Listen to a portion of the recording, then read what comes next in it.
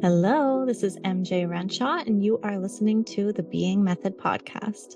Let's start by taking a big deep breath together.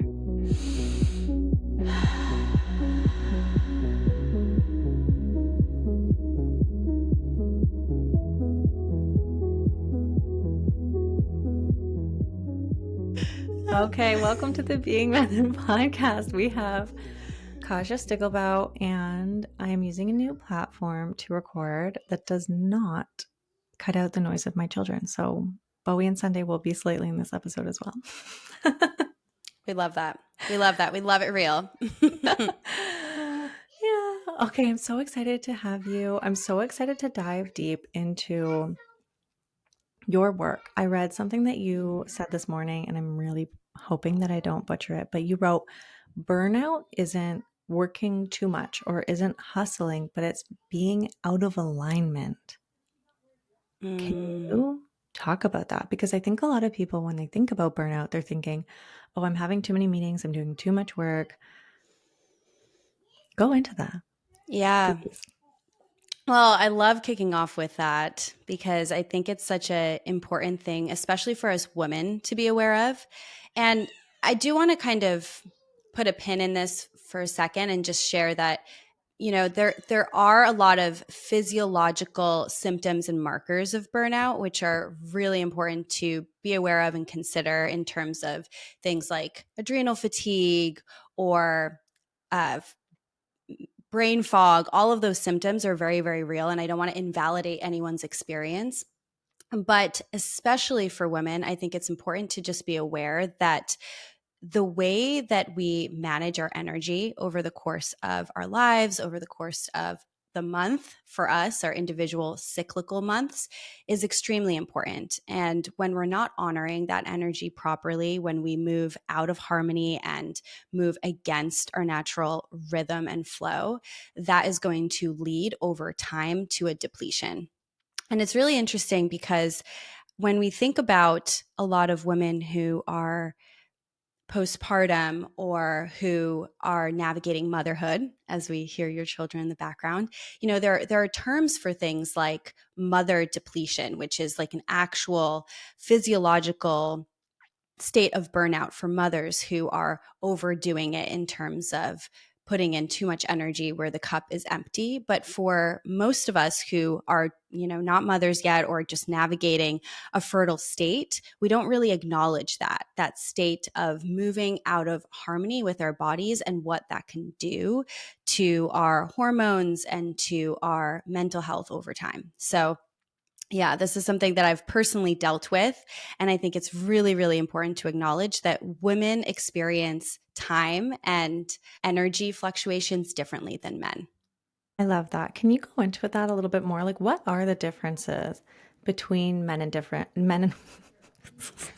can tell I didn't sleep last night.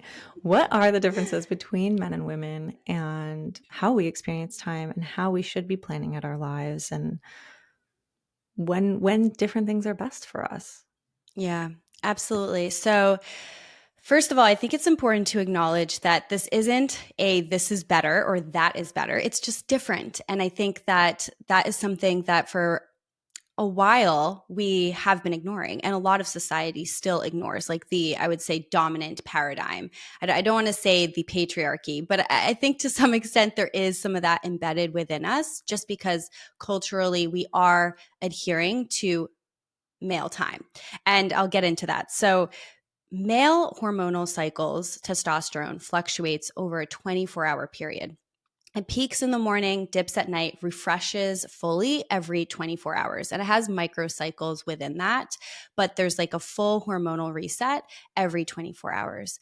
Women, on the other hand, have hormonal fluctuations that ebb and flow over the course of 28 to 35 days.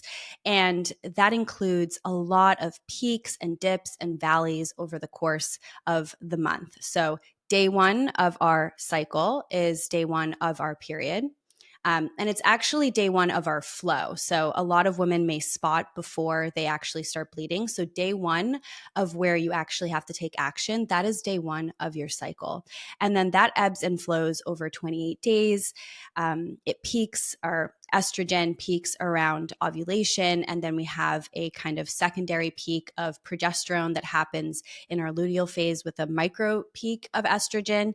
And all of those peaks and valleys deeply influence not just our energy, but our creativity, how outward we may feel versus how inward we may feel, our ability to be a bit more reflective during certain times of month, and perhaps have insights that we wouldn't have other times of month.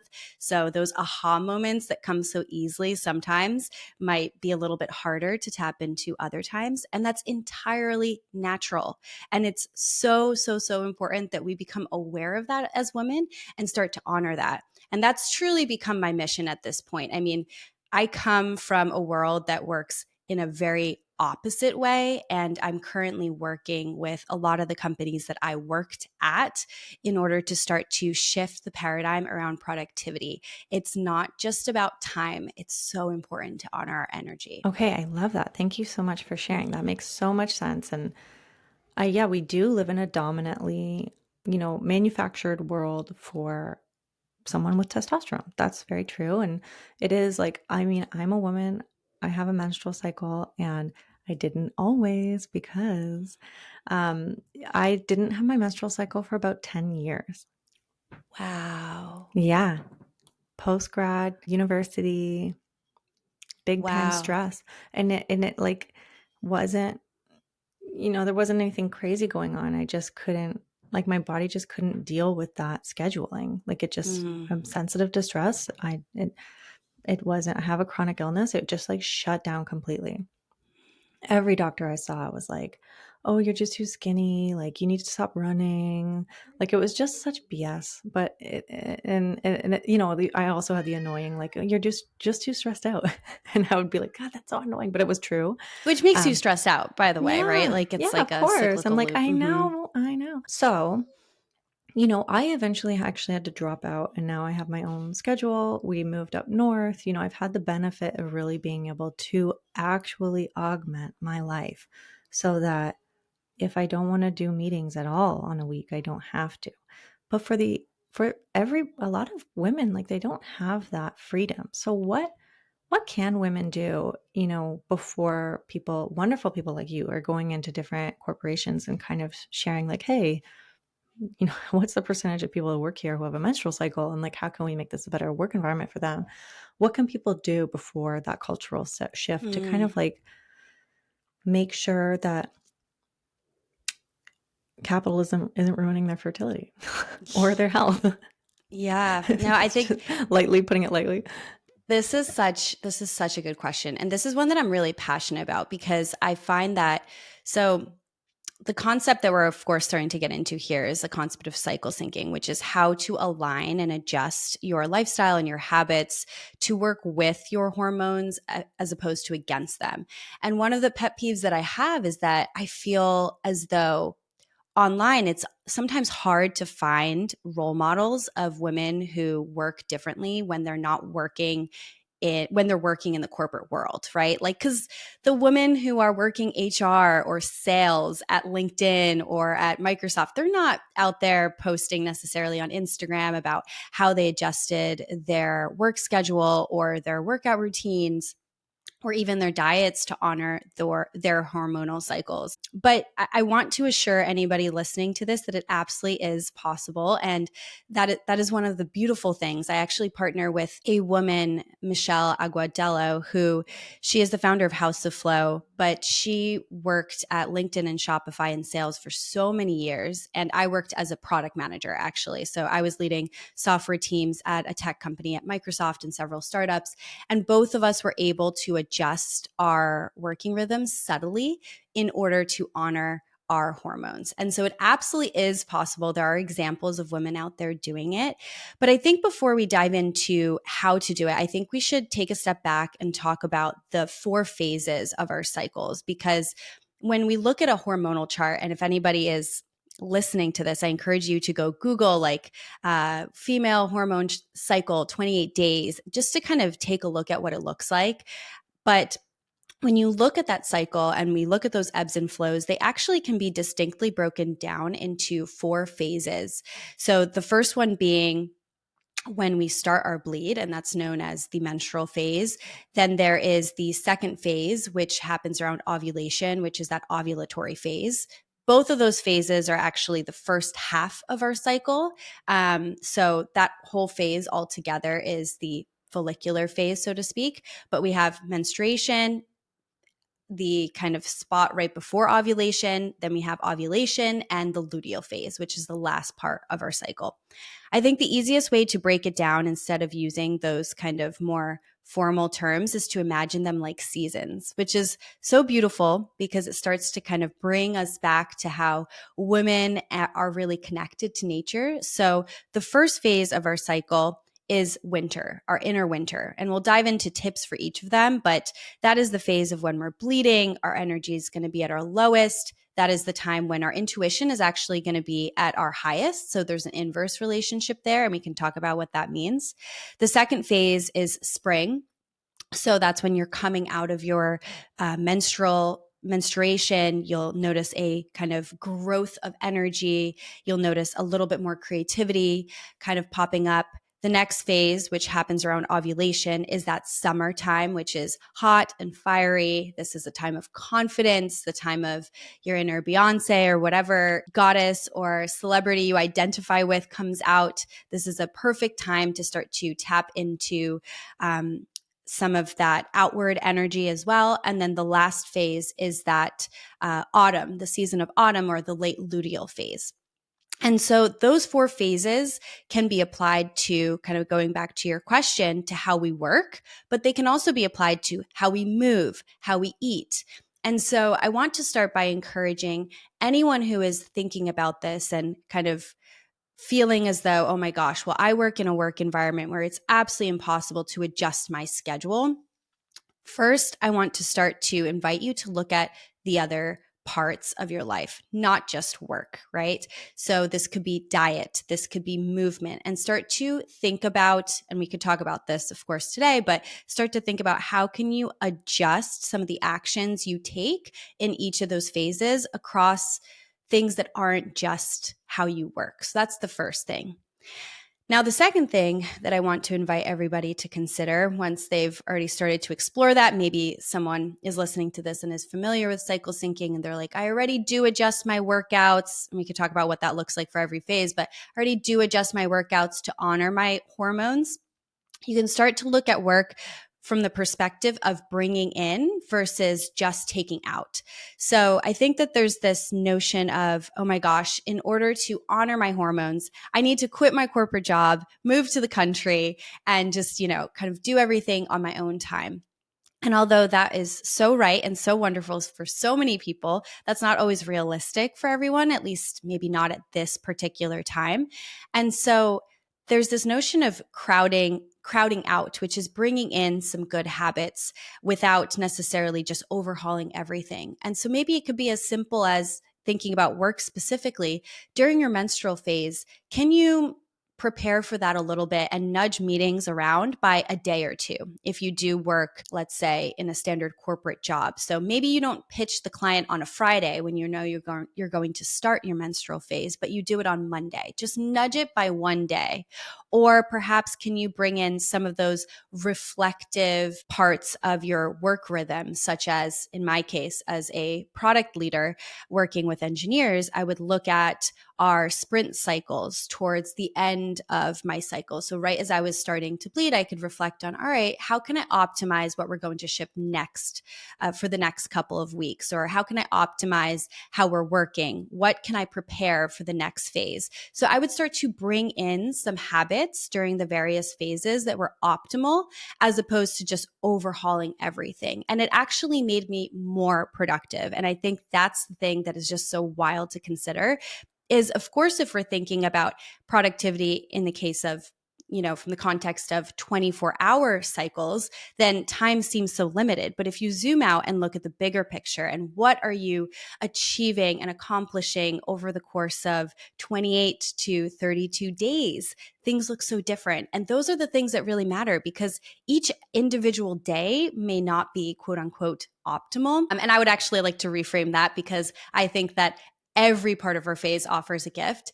But when you zoom out, when you see it all come together, it really does help you as a woman flow so much better with your body and also tap into really untapped potential that wouldn't have been available otherwise. Okay, I love this.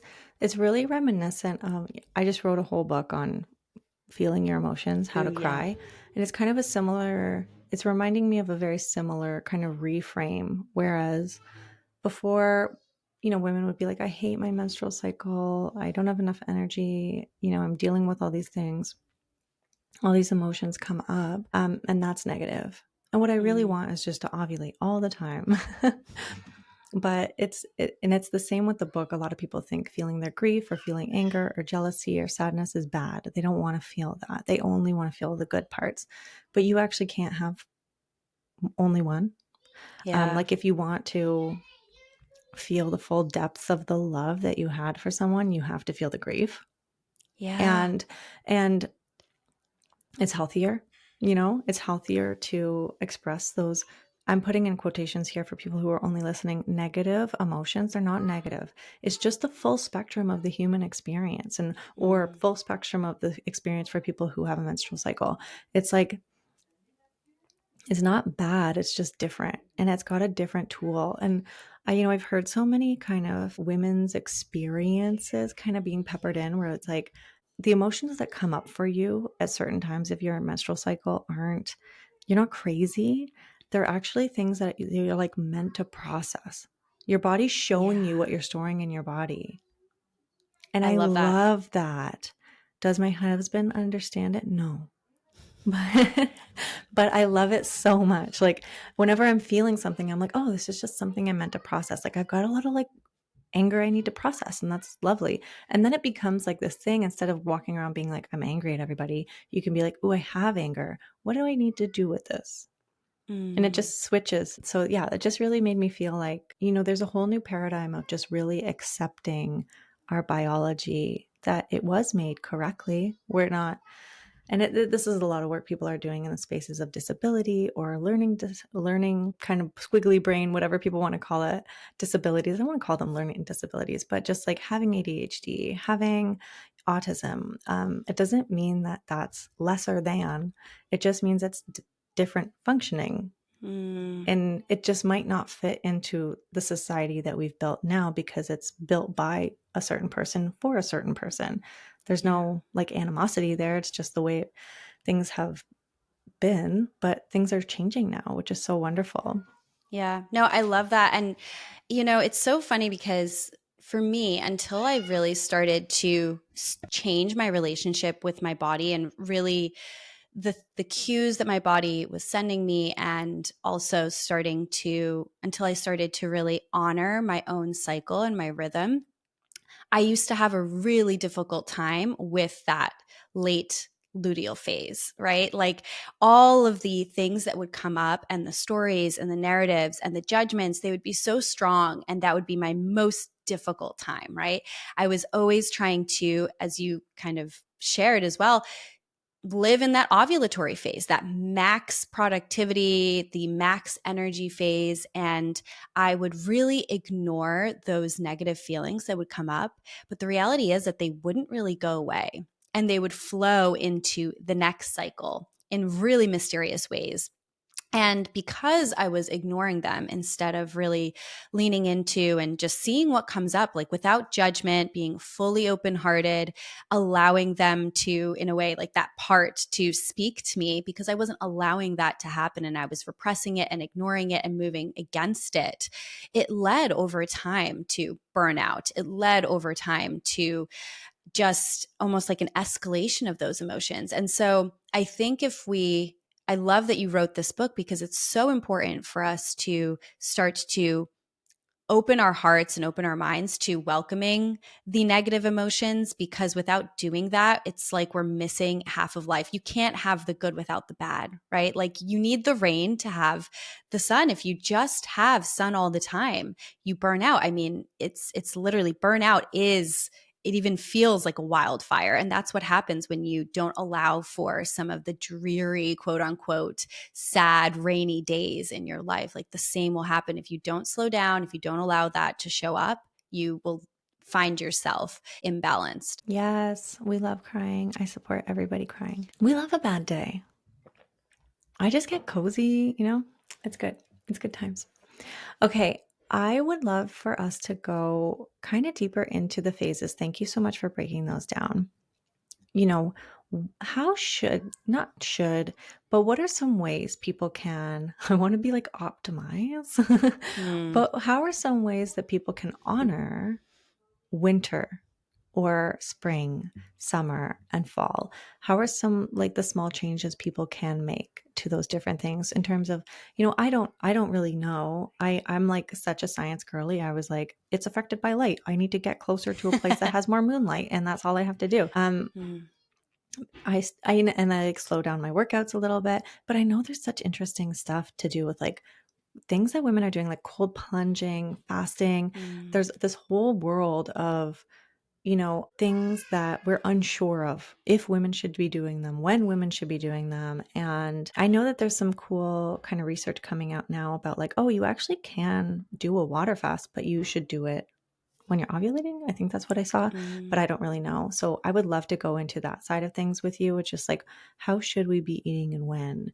Um, how should we be working out? How can we really tap into that intuition? Like, how can we really get into our cycle and like be in flow?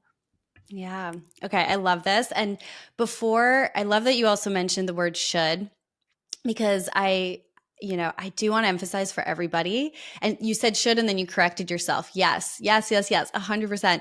It is so important that as we dive into each of these phases, I want to emphasize that your cycle as a woman is going to look so different where you are in your life stage, because women are transitioning throughout our lives. Like some of us might be shifting into, if we're in our late 30s, early 40s, our cycles might look different. And so take everything that I share and then adjust it to honor your unique body and your unique cycle, because each of these phases might be shorter for you, might look a bit different. As we start to go into perimenopause and menopause, it looks very different. And so I want to kind of start by naming that. And especially if you're postpartum, it might look very, very different. So that's really, really important. I'm also gonna butt in and just say a personal story. I had my cycle 2 weeks ago, so that's why I look so vibrant now. But Beautiful. I know that you're not supposed to do like high intensity workouts. Like I'm very well aware Mhm. of that. I was on my bike and there was like a race happening and I was like, oh, I'm not supposed to do this, but I really wanted to and I did it and I won. And I was like day 2 of my period and nothing bad happened. So I just want to share with people, like I'm rebellious at heart. If there's like a way I'm supposed to be doing things, I almost never will do it that way. I'll do it the way that I want to do it. And that's why I'm an entrepreneur. But I think it's not, yeah, I just want to reiterate, I love that. It's not prescription. If you feel amazing and you want to do a, whatever high intensity interval workout on day 1 of your cycle, you can. It's like about you and your body, right? All of these things are meant to bring us back into our own bodies, not have like another system telling you this is what you need to be 100%. doing, right? We don't need another system telling us that. We need to just be like, this is a way that you can honor it. Take it or leave it. Yes, 100%. And I think it's really important to also honor that every hormonal kind of chart individually will look different, not just based on where you are in your cycle, but your unique genetics, also the stress you're experiencing in your life, et cetera. So I love that you mentioned that. That said, I do think that being aware of these high level phases and kind of the themes for each is really, really helpful. And just know that, again, it could look so different. So I'll start with the menstrual phase and I'll also share some like anecdotal things to consider. But the menstrual phase is that first phase of bleeding. And for a lot of women, this may feel like a very energy depleted time. I will also share that for me, actually, the lowest energy that I experience is right before I start to bleed, which is also very, very normal. So that's kind of the tail end of the 4th phase, the autumn phase. So the autumn into winter. But winter is that first phase, it is the phase of menstruation marked by bleeding. That is a time when our hormones are at their lowest, although they also, of course, kind of crash at the tail end of the last phase as we move into phase one, winter. This is a time where our intuition will likely be the highest. You may notice if you're coming out of, let's say, some PMS like experiences, which we'll dive into from the tail end of your last phase, you may notice some clarity come through. So I oftentimes notice a lot of inner critic towards the tail end of my last cycle. And then when I enter winter and I start my bleed, I notice a lot of clarity come through. It feels like everything is just clearing out and washing out because energetically, that is what is happening. We are bleeding. Our hormones are at our lowest. This is a time for taking rest if that feels good to you. This is also a time where tuning into your intuition will be really powerful. So, if we're talking about productivity and work, this is a good time to reflect on what's working, what's not working, and refine. And again, even though we might bleed for a couple of days, that phase of where we feel so low energy might be much shorter or might be longer for some women. So perhaps on day 2 or 3 of your cycle, you're noticing a bit more of that transition into spring. And that's your unique body where you're feeling a little more energized to do that race and you feel really good. And that's great. But for some women, this phase may last a little bit longer where we need to take it a little bit easier. So for movement, I encourage listening to your body and doing everything from yin yoga, taking a rest day, walking. It is good to move a little bit in order to kind of keep circulation flowing, but this is also a great time to rest and go inward. From a food point of view, this is a good time to have warm, nourishing foods. A lot of us may notice perhaps around this time that we feel a little bit colder as some of our hormones are dropping. That's a natural symptom. And so it can be really helpful to eat a lot of warm, nourishing foods that are higher in iron. So higher in iron and iodine. So seaweed or some red meat, if you consume that, like think stews, think the foods that you eat in winter. Like that is the simplest way to think about this rather than being prescriptive. And of course, I'm happy to share kind of some resources where people can go and look at like a chart of recommended foods per cycle. But it's just really about balance and go to what feels good, but warm, nourishing foods are going to feel really good during this time. As we enter the next phase, that's kind of the season of spring. So that can happen earlier or later for some people. This is really where, as I mentioned, creativity, new beginnings, that is the theme. From a work productivity perspective, this is a great time to prototype or explore new ideas. Just capitalize on it. Again, this isn't prescriptive to be like, okay, this time of month I do this time of month I do that. But instead, how can I capitalize on this energy that is going to be flowing? Your physical body, you'll notice that estrogen is going to start to rise at this time as we prepare for the next phase, which is ovulation, which is the summer season. And so your energy will be rising with that. And so honor that with movements that might start to be a little bit faster. Now, what's really interesting from the research point of view, estrogen has been shown to be protective to our muscles. So in the late spring and summer phases where estrogen is at its peak, that is a really good time to bring in some more high intensity workouts or more of the workouts where you might need, let's say, also some muscle resistance because estrogen really helps with recovery. Research has shown that women experience more strength gains during their kind of first half of their cycle and into even the first half of their luteal phase. So seasonally, it would be the spring and the summer seasons are where you might even not only have more energy, but experience more muscle gain. And that's because of estrogen, which is so powerful and really helpful to note. So from a movement point of view, more of that high intensity stuff you can start to bring in through spring and through summer. And then from a food point of view, you do want to have fresh foods, bright foods, especially as you transition from spring into summer. Again, just think seasonally, but there is also a reason for that. Some of us, a lot of women struggle with estrogen dominance, which myself included. which is where estrogen can be a little bit higher in ratio to progesterone. Progesterone is the star of our second half of our cycle, and it's actually quite important because it is a hormone that soothes us, kind of brings in a little bit more of that calm feeling. So if you don't have enough of it, you might experience more anxiety in the second phase of your cycle. And so you want to have those fresh foods during your spring and summer phases because they help detox some of the excess estrogen, especially cruciferous vegetables. So the kales of the world, the cauliflowers of the world help get rid of some of that excess estrogen, which can come from not just our internal hormonal cycle, but a lot of the products that we put on our skin, into our bodies, have estrogen like properties. So, a lot of the chemicals are known estrogen disruptors, the chemicals that we consume, and a lot of them act like estrogen in our bodies, which kind of adds to that fuel. So, that's kind of the spring and the summer phases. So, really thinking about fresh foods, cruciferous vegetables, getting more movement in, capitalizing on creativity. And then the main kind of takeaway that I want to add for summer is where our estrogen will be at its peak. And that will be a time where you may notice glowing skin, a lot of kind of that outward energy. This is a great time to network, great time to socialize. You might feel called to do more of that, to dance, to be a little bit, to lean into your sensual side. I mean, hormonally, you're literally very, very fertile during this time.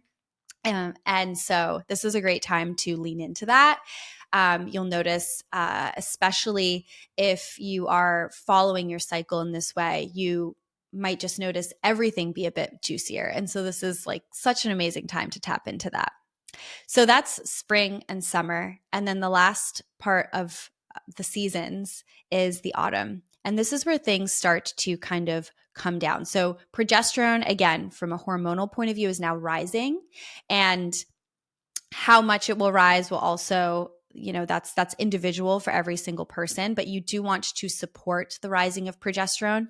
And some interesting research here is that cortisol is at odds with estrogen production. So when we are very, very stressed, not estrogen, progesterone production, when we are very, very stressed, you may notice your progesterone production will go down because of the rise of cortisol. Now, why is this important? This actually speaks to some of the guidance and tips for this phase. Feeling our feelings, very helpful, as opposed to repressing them and ignoring them and doing everything we can to get I away can from them. come in with a Yeah, really interesting stat on that. please. If you go to cry and you stop yourself from crying, so common, you say like, "Oh, sorry," you raise your cortisol by 30% in that moment. Wow. Mm-hmm.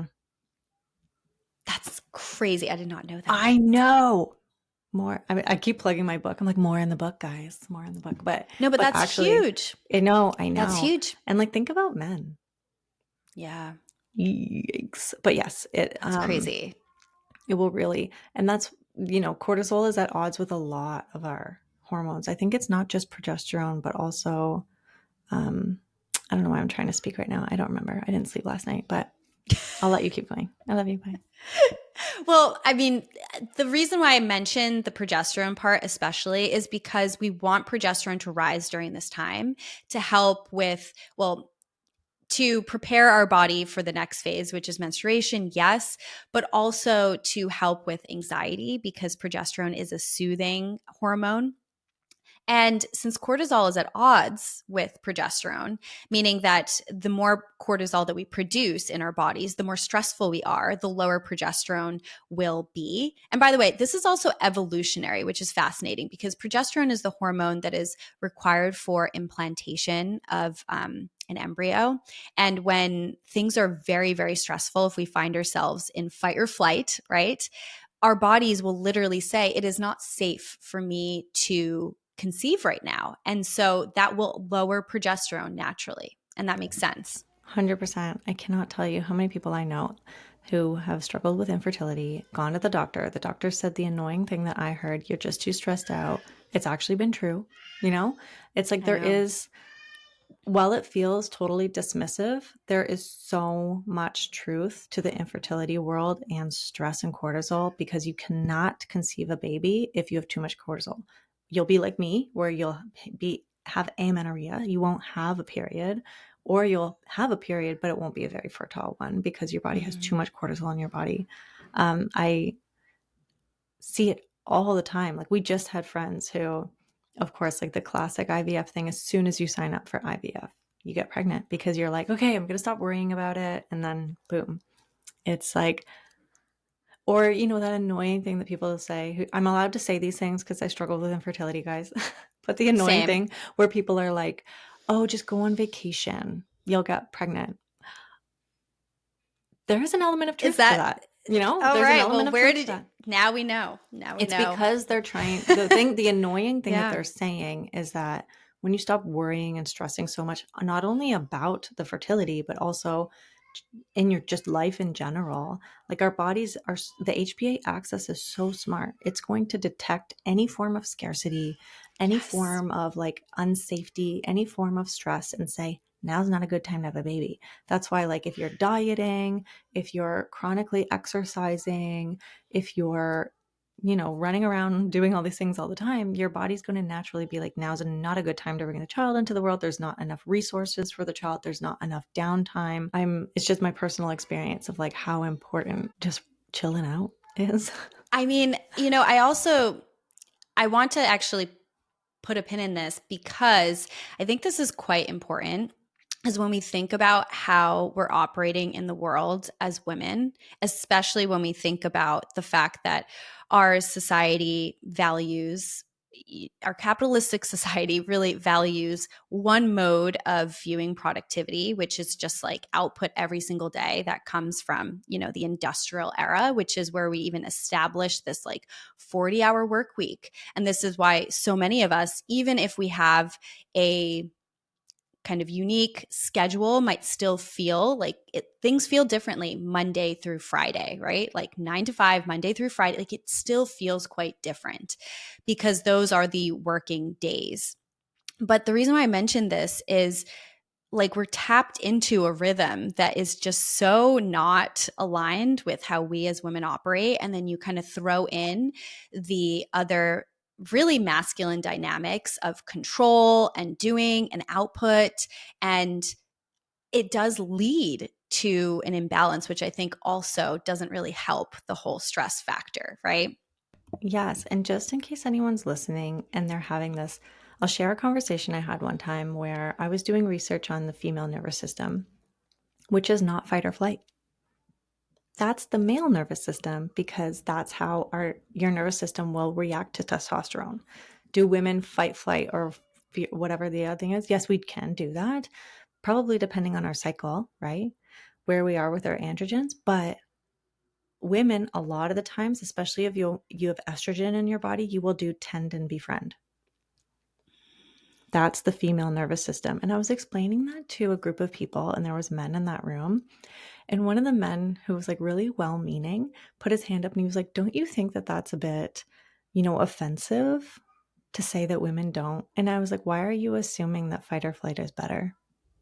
Mm. And he just kind of got to thinking about it. And I was like, I'm We just need saying both. we are We need different. Yeah, it's not both. like I'm not Yeah. going to compare a vagina and a penis and be like, oh man, that penis is so much better. Like, Yeah. it's just a Yeah. different thing. And yeah, that moment there just really highlighted for me. I was like, oh, we have so much work to do in showing that women are so valuable in our difference. It's not equality, it's equity, right? The Yes. world would be a very different place if we took every menstruating woman and allowed her to just have her intuition and come up with cool ideas. Yeah. Yeah. Like, Well, and it speaks to I love just this, like, have you ever seen like the yin and yang symbol? Of course, right? Like, I mean, that is, and this might sound really cliche, but we do need both. Like we need both within each of our bodies in different distributions. So, women will lean towards the more yin disposition. Like the yin disposition, when allowed, right, is not in fight or flight. It's in tend and befriend. It is a bit more receptive and open. Like when we allow that energy to flow that way, when we do the things that really support our bodies, which unfortunately is not always what is culturally the default. It is something we might have to curate for ourselves. But when we do that, there is more balance within our bodies. And I think that there'll be more balance in the system, which I think is just so needed because we are in 100%. like war mode right now. Literally. Yes. I think like reframing work like this as not being just like, oh, I'm cycle syncing. Like, no, you're actually starting a revolution. Yeah. Like No, this is literally starting a huge. revolution. It's like gone beyond just like, I have a cousin in the States who would be like, what are women complaining about? They have the right to vote. And it's like, okay, I can't walk around at night. Women are dealing with autoimmune conditions that men aren't. I wonder why. At a rate much higher than Yeah, men, exactly. So actually. there's Yeah. obviously still things there that we need to, it's very rare that I meet a man who really honors women as women. Mm. And I know that's like a negative thing to say, but it's true. Well, hold on. I actually want to push on that for a second, though. How much of that do you think is also partially because we as women have internalized not operating like women? Like, because I think it's so easy to be like, oh, it's the men of the patriarchy. I actually view that the whole term patriarchy as it's a system that I think we've all internalized, Oh, right? If 100%. I see women Yeah, not liking women for being women all the time too. I think it yeah. definitely affects both people. But I think men are more likely to listen to other men. Like if a woman shows up on Mm, TikTok and she says like you need to honor women in our cycle, like are men more likely to like listen to that? No. Like if a man comes in and says something like that, like we need to honor our women in their sacredness of their cycle, like this is how I do it. Men are more likely to listen to it. So I think that there's a because the system is patriarchal, I think the responsibility lies on men a little bit more in order to change it because the system listens to them a little bit more. And I'm mm, not like a man hater. I love my husband. He's amazing. And I love all his friends. They're amazing too.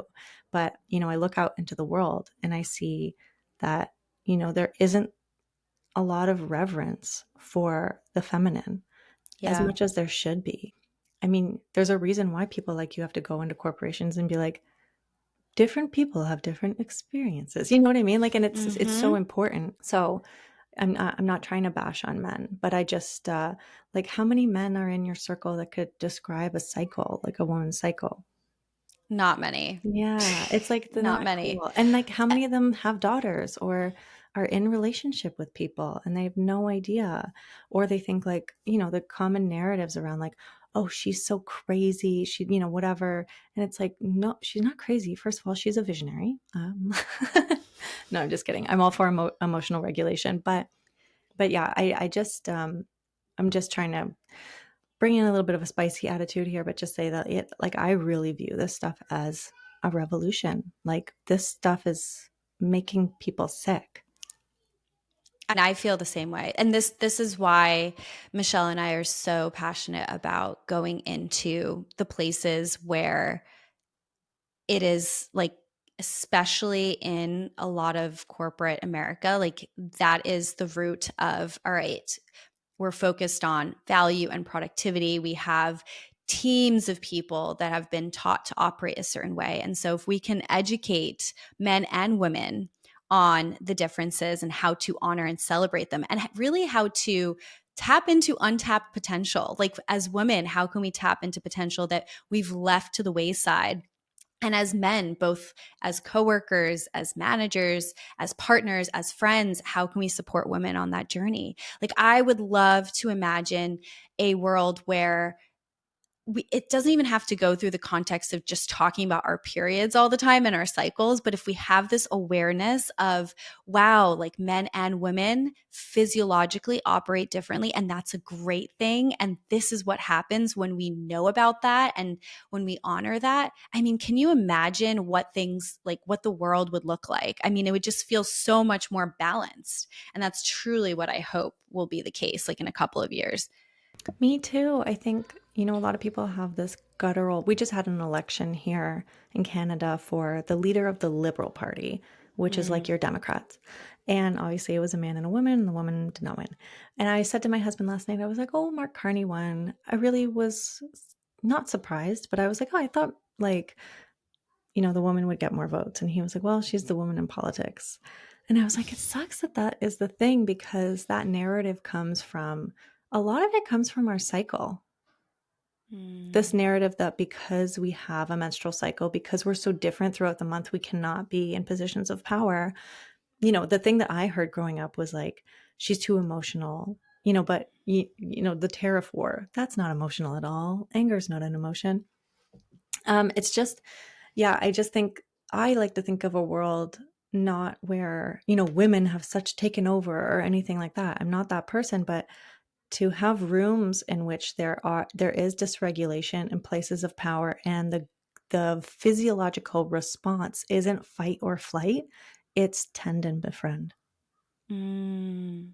Right? So it's like, Wow. I'm just thinking of it from a biological level. If you have people who are literally created to have creative ideas, have deeper intuition, and be more tend and befriend, that sounds to me like a wonderful person to have in power with other people, because not only will we have the productivity, but we'll also have the alliances. We'll have probably less war Yeah. and things like that. Like, I'm just like, it sounds so peaceful for everybody to work together and respect and honor each other. And It would modulate some of the I could, aggression, yes, and I could right? rant Yeah. about this forever because people think like the masculine and feminine working together as the woman in the home and the man going to work. That is a very new concept. That actually only became a thing in 1940. Mm. Men didn't leave the house to go to work prior to that. They worked from home. And you know who also worked from home? Women, because they worked Yeah. together. They usually And it had was like a seasonal family and like more business. agricultural. Yes. Yeah.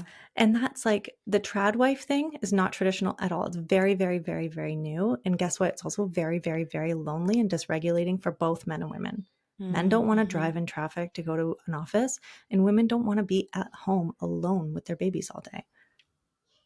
I'm all for being at home with my kids, but it's very lonely. So I'm really taking this on a sidewise. I'm like, 100%. I I mean, I'm guess. glad. I'm glad we went here. Okay, I do want to finish the Yes, please last do. Okay, I'm season gonna shut because off I my want to mic and you leave finish. people You with finish. that. You I just want finish. to leave people with that. So, okay, the last season is our favorite one from an emotional standpoint. We're reframing. Okay, so it's autumn. For a lot of us, this might be a time of PMS. This is actually the time. So I know that a lot of cycle syncing, quote unquote, literature will say that the lowest energy phases are during the menstrual phase. And that might be true for some women and a lot of women. But actually, for other women, it is the late luteal phase, which is right when your hormones start to dip and crash, when all of those emotions come up as well, where all of the language that you spoke to, MJ, around, oh, she's hormonal or she's crazy, like I think that's where the narrative typically stems from, because we as women might experience some of those emotions that aren't necessarily honored. We don't have space for them typically in society, but we're changing that, right? Will come up.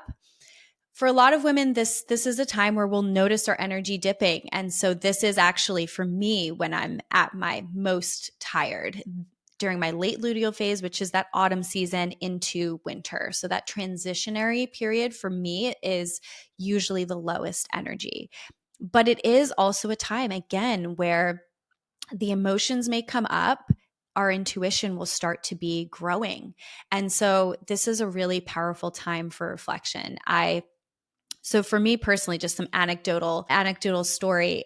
I usually used to struggle with this phase a lot because PMS would come up. There would be a lot of judgments around, well, why don't I have as much energy as I used to work out? I would try to keep the same workout routine or try to power through all of the meetings the same way. And I had a lot of judgment towards myself as to why was I feeling this way? Furthermore, this season is also a time where cravings come about. We calorically need more. We need more calories during this time as we prepare for menstruation.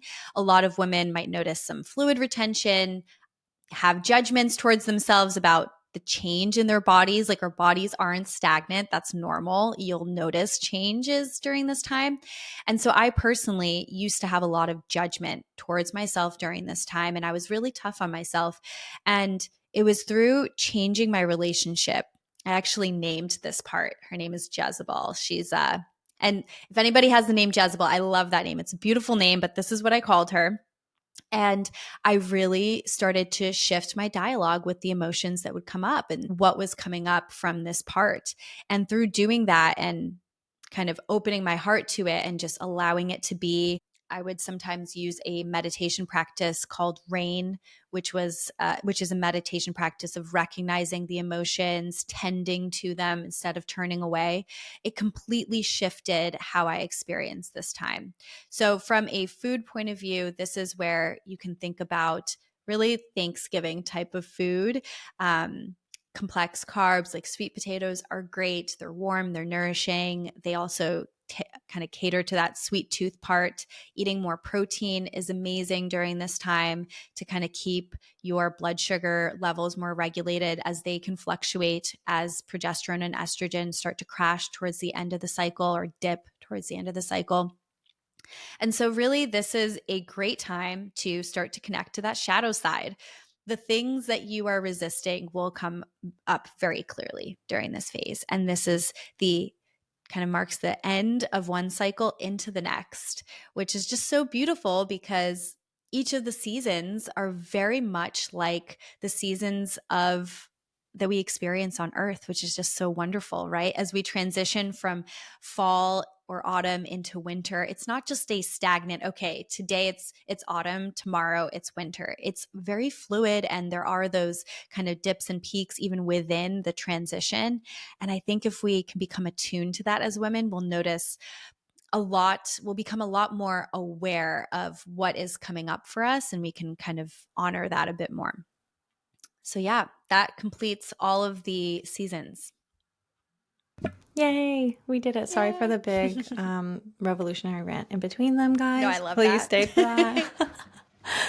I go okay, thank you so much. That's so helpful. I feel like I'll just say my personal experience. Obviously, guys, this has changed my life. Um, you sent me a planner. I haven't started it yet because I'm still like my postpartum bleeds are still kind of all over the place, but they're getting more and more kind of like regular for me. So I'm going to start that planner soon. I'm so excited. Will you tell us a little bit more about your planner? Yeah.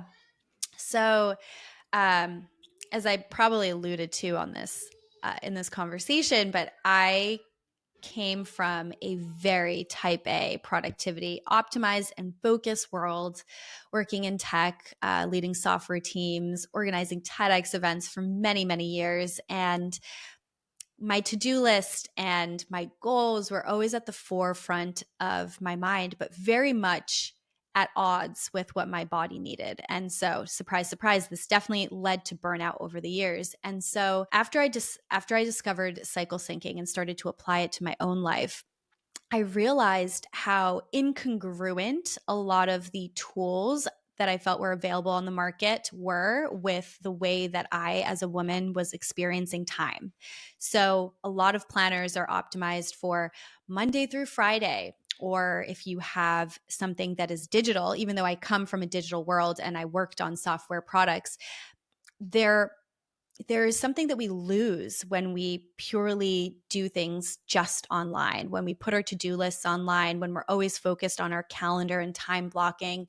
And so I really wanted to create a tool that could create some of that intentionality between physically writing something out that could cater to female time. So this is a planner. I would say it's like a merge of a planner and really a journal, because there is a little bit of like reflection that is present throughout the day, which also is very intentional. Rather than having a morning routine and then jumping into productivity and going into quote unquote war mode in the office, there can be a little bit more grace and bringing some of that awareness throughout your day when you use a tool that is physical like this, that is blue light free, that allows you to tune into your body. And so, unlike any other planner on the market, you don't start this planner on a Monday, which is MJ, what you were alluding to. You start it on day one of your cycle, which could be any day of the week. And you go through the planner as you would any other tool. And along the way, you get little tips on how to adjust your movement or your food. And this is designed in a way where you can bring in just one thing. So rather than a checklist, you can just circle one thing that you're bringing in or that you can consider bringing in that day. And so it's very mindful, very intentional. And my goal with this is to really it was really to design the tool that I needed during this time. Like I would have loved to use this at Microsoft. I feel like it would have made me so much more mindful and productive at the same time in a way that was really kind to my body. I love that. I love that it's not on my phone because I don't, when you're like, I'm sorry. I love that. Yeah, I love that. And there's something that's so special happens to our brains when we actually physically write with our subconscious. It's like Yes. some intense magic that happens there. And it doesn't happen when you're typing on your phone. So I will just say that there's many benefits to writing things down for your brain. Thank you so much for this. Oh, yeah. One last revolutionary thing I wanted to say, just because I'm like, I'm in a spicy mood, guys. I saw online 2 things that I saw online prior to this episode that I wanted to say that really resonated with me. I wish I remembered the creators who said it, but I don't. So I'm so sorry. The first thing was don't compare your luteal phase to someone else's ovulation. So Oh my God, good. so good. Yes, because you go online and someone's like looking amazing and doing this video, and like you're just like, oh God, my skin doesn't look like that. Like I feel like I look so tired. So just remember, she might be ovulating. That is so good, MJ. I know, I love so that. good. Oh my I really loved God. it too. It's really cute. And then the other thing I saw was a woman breaking down the patriarchy and the matriarchy. And she was saying, we always assume that the matriarchy is about women. She's like, it's not. The matriarchy's focus is children. Whoa. Children and elderly. Wow. That's why they've been forgotten by the patriarchy, because the patriarchy is about men. And she was like, the matriarchy is because of tend and befriend, because of the way our nervous systems work, because of the way femininity works and our hormones. Not everybody, obviously, but women tend to be carers. Like we care. We got big heart, big love energy, and we care about children and we care about elderly. Like you can just look at the stats. This Like is evolutionary. yeah, and it's just yes. like we have the studies to show. If a woman gets breast cancer and she's on her deathbed, her husband is actually likely to leave her, divorce her. Oh my God, that's And horrible. and if men do, their families very rarely leave them to die alone. But women, they get left to die alone. Like there's something in us that is very caring. And the thing that she was just reiterating is that like people think that, we're man haters. We want to tell men what to do. And that's not it. We just want a world that is like nobody gets left behind, We need a new term for it. Like, what is the blend between the matriarchy and the patriarchy? Like a balance between them. That's You know what? But I've heard people say like we don't want a new term because that insinuates that something is wrong with women. You know what I mean? Like for people to be like, I don't want to call it matriarchy or I don't want to call it feminism. Feminism means equality for everybody, but nobody reads any of the books. They just think about the definition that they've made up in their head and they hate it, right? And I always want to be like, just read a book, please. Just read a book about what feminism actually is, because the only thing that you're disliking at this point isn't the definition of feminism, but it's just the word. You don't like that it has femme in it. But feminism is a liberation of men as well. Right? But oh, that's good. I could like, I don't know. I feel like I could talk about this topic forever because I see people online being like, feminism, it argued for women to go back to work. And I'm like, no, it didn't. Just read the books, please. I know that there was an early wave of feminism where a lot of angry women were saying some stuff, but like they just had to process the anger. Feminism today is like so lovely. There's not much to hate about it. Like a lot of it is just liberation for everybody. Like we want everybody to be on the planet and be able to love each other and be free. I don't know what's to hate about that. Yeah. Yeah. When you get to the root of it. Yeah. Yeah. I love women. I love menstrual cycles. I'm ending on that. Thank you so much for coming. Where can people learn about this amazing planner? Where can people learn more about you? Oh, thank you. Well, you can go to inflowplanner.com, literally spelled out like that. And I also have a podcast where MJ was an incredible guest. So just shouting that out. I loved our episode. And that is the Other Way podcast. And it's also the Other Way podcast on Instagram as well, where you can see some clips, but you can find us on YouTube, Spotify, and Apple. And this year, we are diving into all of these topics, not just the concept of cycle syncing, but really exploring how can we help women re-embody their bodies through every aspect of life. So in relationship, from a kind of physical point of view, from a spiritual point of view. And that's really the topic that the series of topics that we're exploring this year. I love that. We will link it at the bottom for everybody. And we'll also put a link there just for an image of the cycle so people can kind of look along with what you're talking about. I wanted to send you that, actually. I'll send you that right after. That will be fun because it's nice to see it. It's so beautiful. Thank you so much for coming on. Thank you. Thank you for having me.